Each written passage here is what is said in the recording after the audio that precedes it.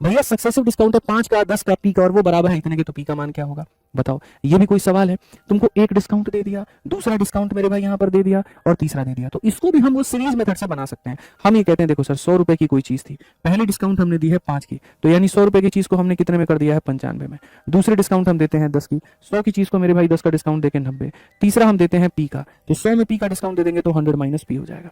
और मेरे भाई सवाल यहाँ पर क्या हो जाएगा, 100 में 31.6 की डिस्काउंट, 100 में 31.6 का डिस्काउंट, तो 100 में से 31 थोड़ी घटाना है यार, 32 घटाना है।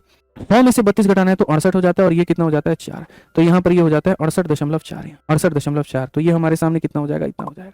अब अगर हम देखें तो हम यहाँ पर क्या करेंगे, तो हम यहाँ पर पी का मान निकालेंगे, पी का मान निकालेंगे तो यहाँ पर ये करेंगे कुल मिला करके, ठीक है। अब आगे बढ़ते हैं, यहाँ पर काटेंगे तो 5 से, मतलब यहाँ पर 19 बार में, 5 से मत काटो, एक काम करो 19 से काटो तुम 5 बार में, 19 से कटेगा, 19 का 3 गुना 57, 114 है तो 6 बार में, ठीक है।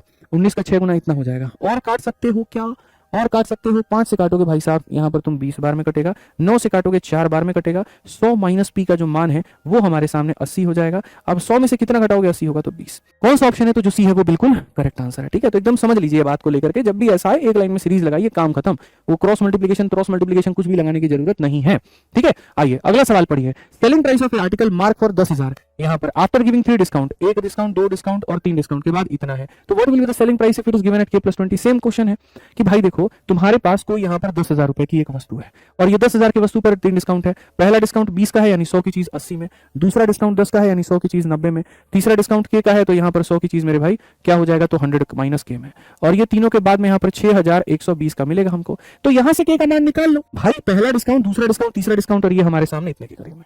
अगर हम देखें 4, 5 और 6 से पूरा पूरा खत्म, 8 से काटोगे तो मेरे भाई 8 7 56, ठीक है, 56 हो गया, सही है ना, तो भाई 8 7 56 हो गया और 52, फिर उसके बाद में 8 6 48 हो गया, और यहाँ 8 5 40। आप 9 से काटोगे मेरे भाई, 9 से भी काट लो, 9 से मेरे भाई यहाँ पर 9 8 72, 9 5 45। 100 में से कितना कम करोगे कि 85 आ जाएगा, तो बोलोगे 15, यानी के का मान कितना है 15। अब क्वेश्चन में कहा what will be the selling price अगर हम उसको k+20 का डिस्काउंट दे, भाई बताओ 20 जमा और 15, 35 का डिस्काउंट मिलेगा, तो 10,000 के सामान पे 35 का डिस्काउंट देने पे कितने मिलेगा, ये भी कोई सवाल है। 10,000 रुपए की वस्तु है, अपने आप में 100% है, और हम यहाँ पर 15 जमा 20 35 दे रहे हैं, 35 कम कर दो तो 65 हो जाएगा, यहाँ पर 6500 का बिकेगा, ऑप्शन नंबर डी जो है करेक्ट। एक किताब जिसकी मूल कीमत 600 रुपए है, 2 लगातार छूटों के बाद में यहाँ पर जो है 2 लगातार छूटों के माध्यम से कीमत में कमी के अधीन है, 10% का डिस्काउंट, उसके बाद 20 का अतिरिक्त डिस्काउंट। फिर सवाल यह है कि इन दोनों क्रमिक मूल्य समायोजनों, ठीक है, को लागू करने के बाद पुस्तक की अंतिम बिक्री क्या होगी, वही सस्ता सवाल।